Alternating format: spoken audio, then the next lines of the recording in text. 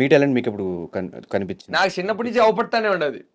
నా టాలెంట్ నాకు ఎప్పుడు వచ్చింది అనకంటే ఫర్ ఎగ్జాంపుల్ ఎలా చెప్పను, it's just very instant thing అని నాకు అనిపించింది అనుష్. ఏంటంటే చిన్నప్పటి నుంచే దానవీర సూర్యకర్ణలో పెద్ద పెద్ద డైలాగ్ నేర్చుకుంటూ వచ్చిన, మహాభారతంలో ప్లాట్లు ట్విస్ట్లు ఆ టర్న్స్ ఆ క్యారెక్టర్ మీద కాన్సన్ట్రేట్ చేస్తూ వచ్చిన.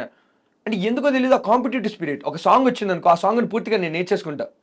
ఒక డైలాగ్ వచ్చింది అనుకో, నన్ను ఇన్స్పైర్ చేసింది అనుకో, ఆ డైలాగ్ మొత్తం నేను నేర్చేసుకుంటా. అర్జున్ రెడ్డి సినిమా చూసాను, సినిమా మొత్తం డైలాగ్ నేను నేర్చేసుకున్నా.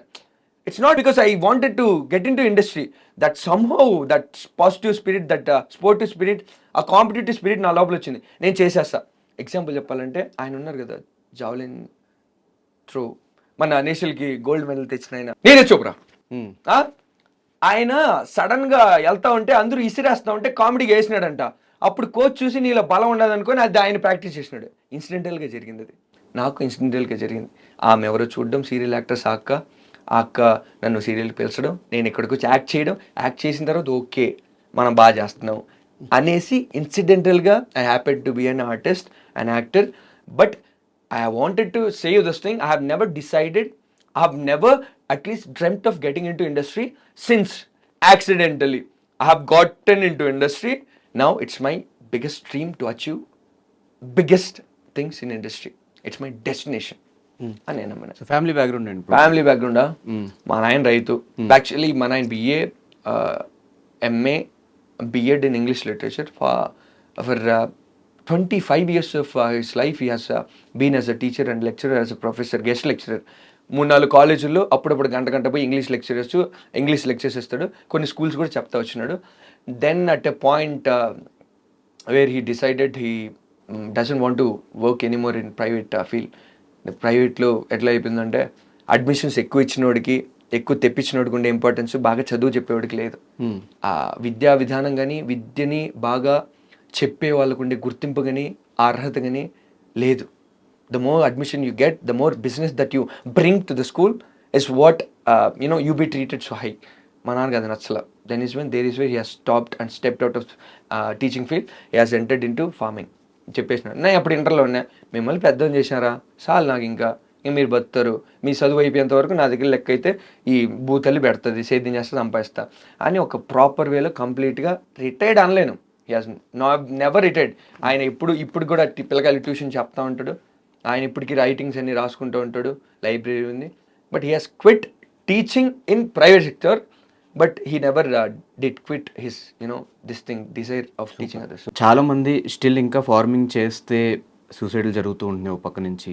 ఇంకోటి ఫార్మింగ్ చేస్తే ఎక్కువ అంత ఇన్కమ్ రాదు, చదువుకున్నాం కదా వేరే దానికి వెళ్ళిపోదాము, అంటే ఇప్పుడు యాక్టింగ్ ట్రై చేస్తున్నాం కదా, ఇప్పుడు బాగానే ఉంది కదా లైఫ్, ఇన్స్టాగ్రామ్ అంతమంది ఫాలోవర్స్, ఈ పాయింట్లోకి వచ్చేస్తారు చాలా మంది.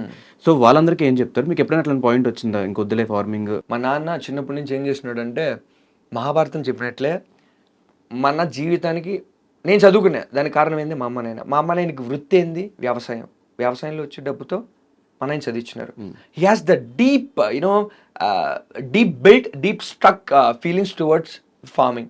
మనం చెయ్యాలా, నువ్వేం చేసినా ఇది చెయ్యొచ్చు. నేను టీచింగ్ చేసిన సాకినా ఇది చేయలే. టీచింగ్లో పొద్దున్నే 6కు పోతే సాయంత్రం 9 వరకు ఉంటుంది. అది వచ్చేసి కానీ అప్పుడప్పుడు ఆదివారం లీవ్లు ఎప్పుడు వచ్చినా చేసుకుంటున్నాగా, టైం ఏర్పరచుకొని చేసుకుంటున్నా. కానీ నాకు విలువలు, మూలాలు, మన బేసిక్ బ్యాక్గ్రౌండ్ ఏదో తెలియాలనో ఏమో తెలియదు. కానీ 3rd క్లాస్ నుంచి మా నాన్న నాతో చేతిని తీసుకుంటా పోతా వచ్చినాడు.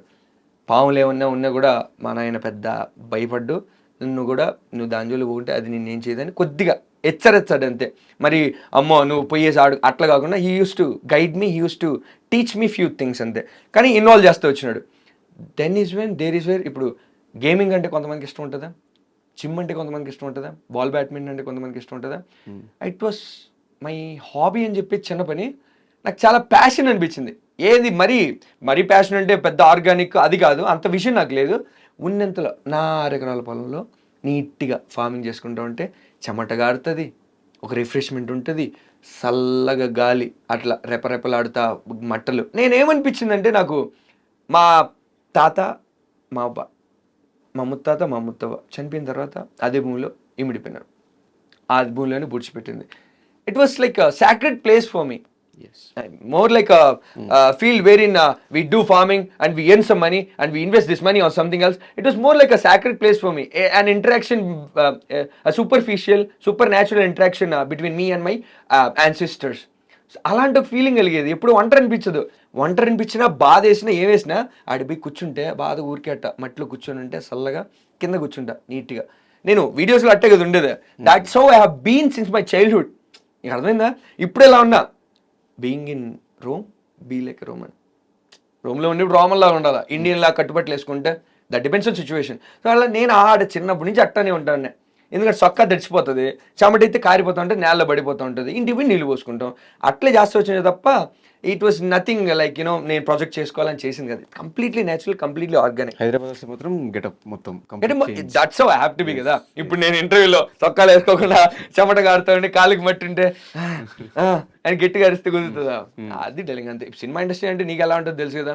50 నెలలతో 10 మంది చూస్తారు, 10 మందితో మనం మాట్లాడాలి, మనకంటే పైన వాళ్ళు ఉంటారు, మనతో సమానం అనుకుంటూ ఎట్లుంటారు. First impression is the best impression. You have to represent, you have to present yourself in your utmost comfortable, utmost affordable వే.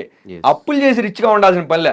చొక్క ఒక 800, 700 అండ్ ఒక 1500 అట్లా నీ స్థాయికి తగినంతలో, నా స్తోమకు తగినంతలో నా సినిమా నుంచి ఎంత వస్తుంది, నేను ఇంట్లోకి కొంచెం సాయపడగా నేను ఎంత మిగిలి పెట్టుకుంటున్నా, నా పీజీ రెంట్ 7000 కట్టుకోగా నాకు ఎంత మిగులుతుంది. ఇప్పుడు ఇది ఉండదా, ఇది మా అక్క గిఫ్ట్ ఇచ్చింది, ఇది మా అక్క రాఖీకి ఇచ్చింది, దీన్ని చూసి అమ్మో నువ్వు రైతు నువ్వు అనుకుంటారు. నెవర్. Own పొలాలా bro? 6 ఎకరాలు ఉన్నాయి సొంతమే. ఎంత ఆస్తుండొచ్చు మీకు? ఆస్త మంచి క్వశ్చన్ అడిగినా, దీనికి నేను సమాధానం చెప్తాను. 6 ఎకరాలు అనగానే ఎకరాకి 10 లక్షలు వేసుకున్నా 60 లక్షలు ఆస్తి పరుడు. 10 లక్షలు ఇంకెక్కువే ఉంది. ఇంకా ఏమో 50 లక్షలు వేసుకోబ్బా, 50 లక్షలు 3 కోట్ల ఆస్తి పరులు మీరెందుకు బ్రో అంటారు. సింపుల్ ఎగ్జాంపుల్ మన కిడ్నీ ఉండదు, అమ్మితే లెక్క వస్తుంది, అమ్ముతావా?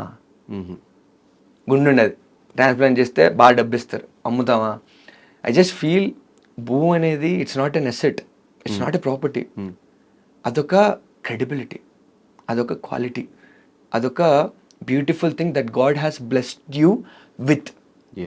భూమి అనేది భగవంతుడు, భగవద్గీత మాకు బాధ్యత, భరోసా, మా బలం, మా బలగం అన్నీ బిడ్డతో సమానం. నీకు ఆల్రెడీ చెప్పాగా, మా యాన్సెస్టర్స్ ఉంది అక్కడే ఉంటారు, రేపు నేను వచ్చినా ఆడే ఉంటా, మా అమ్మ నాయన ఆడే ఉంటారు. It's just a family gathering అనిపిస్తుంది నాకు.